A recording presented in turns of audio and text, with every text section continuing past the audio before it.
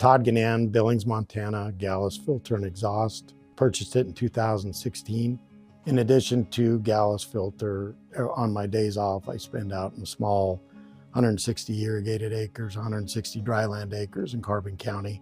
We have some local farmers that help us out, but in both cases, Gallus and there, you see the struggles that everybody in business is facing, not just ag, but everybody's costs are increasing. And so at the end of the day, it's what can I do better, faster, and make it more, the basic, but the bottom line, the ROI at the end of the day. What can I do and get a return on my investment?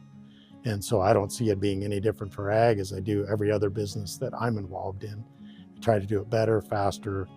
And what we do here is, in many cases at Gallus, we have a lot of ag customers because we usually save them a significant amount of money, and they don't sacrifice any quality at all. If anything, everything we have meets or exceeds OE standards. So, and when I was introduced to AgriGro, I kind of saw a similar thing with that at the meeting, it was more about agronomists talking about it. It was more about actual producers talking about their return on investment.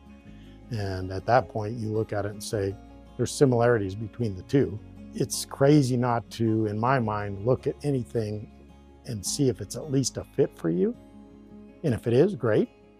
And for us, we're probably on the lower end of it. We grow alfalfa and we grow orchard grass. And the way I was introduced to AgriGro, my mom's family is from Wyoming, been there since 1880. Went to a meeting in Sheridan, and with that, my cousin's been using it for 3 years. He talks very highly of it. If, as a general rule, I would say that they would be skeptical of anything new. And he talked about it with rave reviews. He hasn't had any weevil for the last 3 years since he's been doing it. And just what I've seen, the effects of just in a minimal scenario of weevil, what that actually does to the quality, the actual value, whether it's the feed value, the cash value, or whether you have to go in and spray, not spray, just that alone piqued my interest. So that's where the whole thing started with this. So soil health, when I first heard the term, I had no idea what it meant. And granted, I'm not by any stretch an expert or an ag expert or anything, but it just piqued my interest because I think anything you can learn, do, whatever, makes a whole lot of sense. When I went there to hear about it, a lot of what was discussed made a whole lot of sense, that soil health is a big deal. I mean, even now, I heard yesterday when I was driving to Wyoming, they're very concerned about the soil health after the elk fire that's going on right now outside of Dayton, Wyoming. And there's a whole study going on there because they talk about how fast things are going to come back and will they come back based on how it affected the soil health. So it's not just ag, but it's obviously something that's top of mind awareness for a lot of people. But I still go back to the ROI factor, return on investment. If soil health will help improve at the end of the day, the net profit on something, to me, that's what really piqued my interest. Granted, I don't understand all the molecular side of things, but I don't need to. All I need to know is if it works. So, and if it works it may not work for everybody, but for the people it does, it's worth exploring. So after the meeting that I was invited to in Sheridan, Wyoming last January, after the meeting, I went up to Ross and asked if he ever did this type of meeting in the Billings area for all the producers along the Yellowstone and the Bighorn, and obviously the dry land surrounding it, because it seemed to me that there's some value in this that maybe not everybody's been exposed to.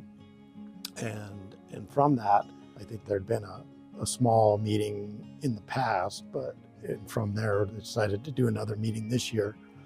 After the meeting, I was impressed with the way the meeting was ran, where it was agronomists, actual producers that were basically the ones talking and did 90% of the talking. And there was a lot of meat, I guess I would say, to the meeting. And from that, I talked to Ross and asked if he'd ever done anything like this in Billings, and asked if he potentially would want to team up and see if we could bring some more information to the producers in our area, Yellowstone County, Bighorn County.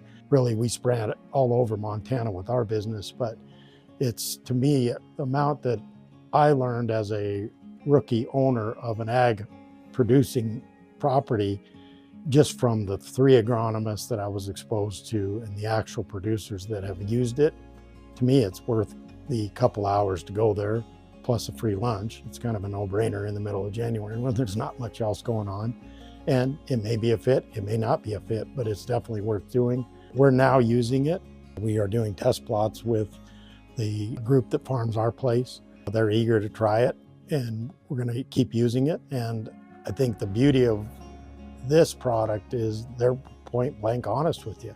So we appreciate Todd's time today. It's been a pleasure getting to know Todd this past year. He's passionate about what he does with his business, and we're excited to help him with his operation. We know that there's definitely challenges in the ag world right now with input costs rising and market prices flatlining and all kinds of things. And so AgriGro West, we're all about leverage, and we've got proven practices in the Western U.S. helping growers on the front end save significantly on costs, pushing yields and quality on the back end, and we've grown rapidly. We're excited to bring things here to the Billings area. We're excited to work with Todd and his network and other folks, other growers, producers in this region. We encourage you to come to a meeting. You're going to hear independent agronomists. Independent is key. Agronomists and growers that relate to you as a producer, have experienced and used AgriGro technology and then the production practices that AgriGro West teaches and encourages and has vetted out. But again, we encourage you to come to a meeting and learn firsthand about profitable agronomic principles, and we'll see you there.